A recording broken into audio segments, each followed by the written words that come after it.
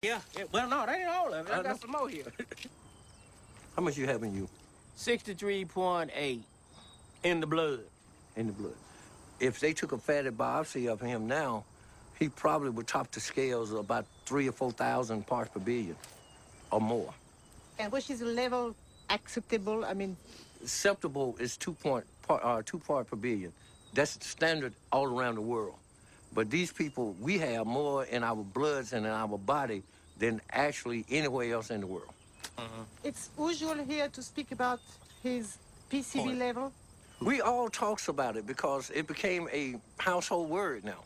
Kids used to run up to me, Mr. Baker, I got tested. I had 3 part per billion in my blood. How long do you think I got? That's a horrible story. But what do scientists think about it? On the web, you can find numerous articles concerning the effects of PCBs on human health. David Carpenter is one of the most qualified specialists in the field.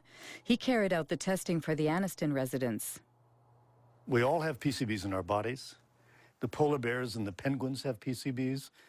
And what has happened is in the past, there were a few sites where PCBs were released, but over time, they've gone into the air, they've gone into the water, they've transported, so the whole world is now contaminated with PCBs. The issue is that many diseases are caused by PCB exposure.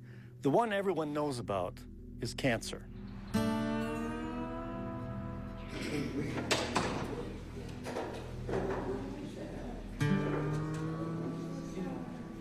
My test results stated that I had 202 parts per billion in my system.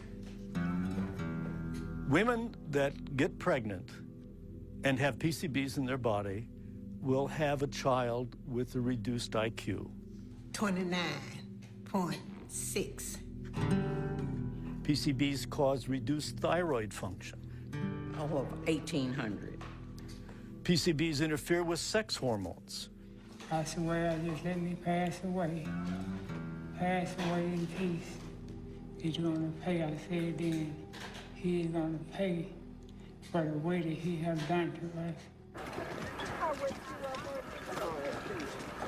In 2001, 20,000 Anniston residents filed 2 lawsuits against Monsanto.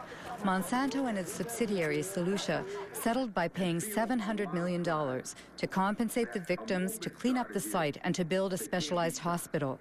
But no Monsanto executive was ever sued. To do justice.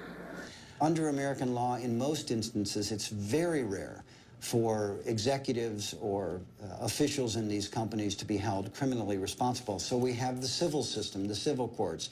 We make them pay. And the truth of the matter is, in most instances, the price these companies pay decades later is a fraction of their profits. And this is why it pays to keep these problems secret. And it makes you wonder what they might be keeping secret now.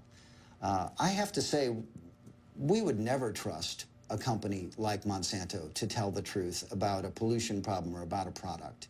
We would never trust them. Ken Cook says we would never trust a company like Monsanto.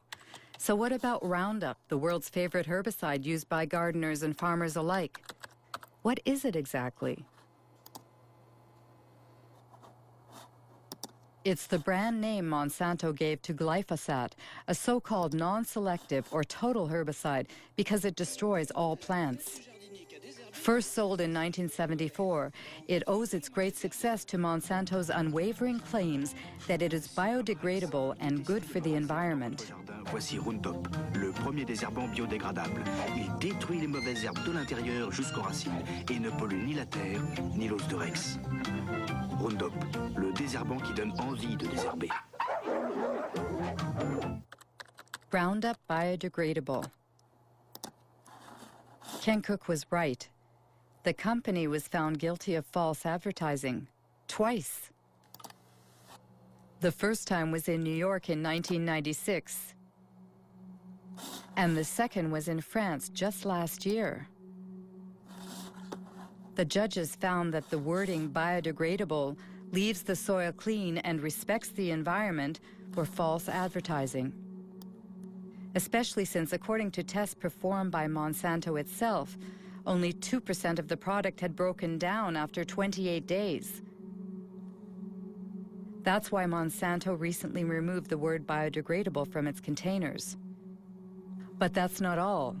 Many scientific studies have shown that Roundup is highly toxic. For example, Roundup provokes cell division dysfunction, a study by Professor Robert Bellet.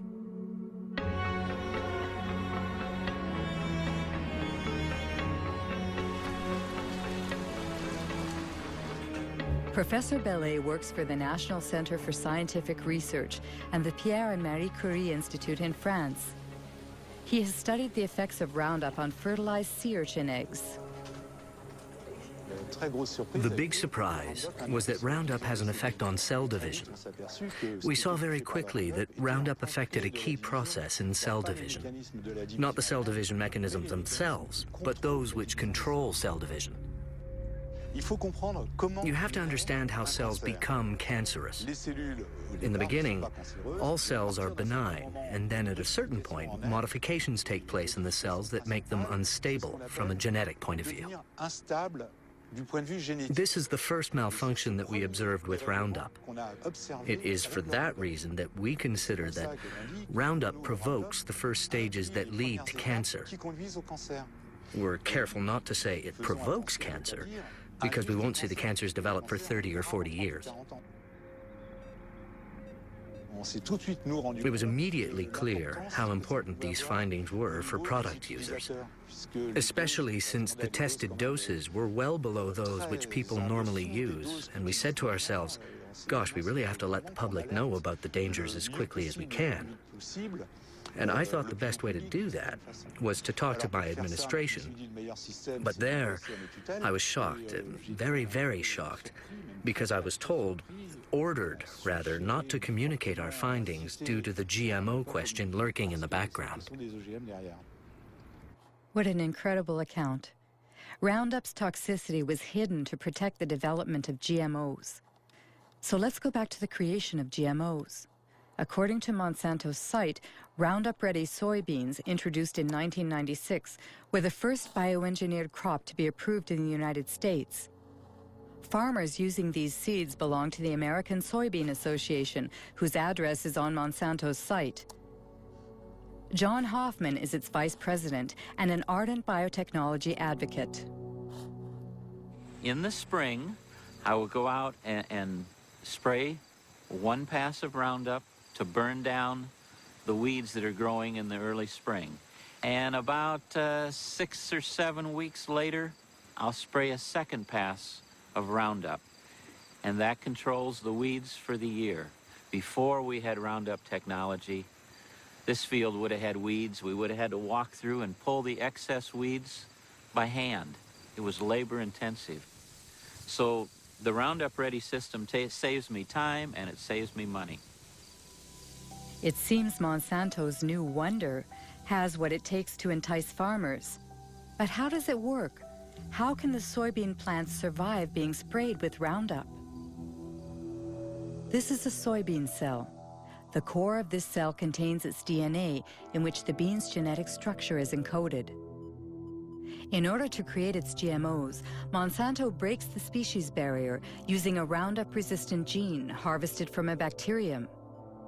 This gene is placed on microscopic particles of gold, which are fired into the soybean cells with a gene gun. The gene penetrates the DNA and creates a protein, making the plant resistant to Roundup. When the herbicide is sprayed on the crop, it kills all the weeds, leaving the soybean plants intact. One must admit that the process is an incredible technological feat. But these soybeans engineered to withstand such a powerful herbicide are destined for our dinner plates. They must have been thoroughly tested before being put on the market. Who was the Secretary of Agriculture at the time? Dan Glickman, Bill Clinton's Ag Secretary from 1995 to 2000.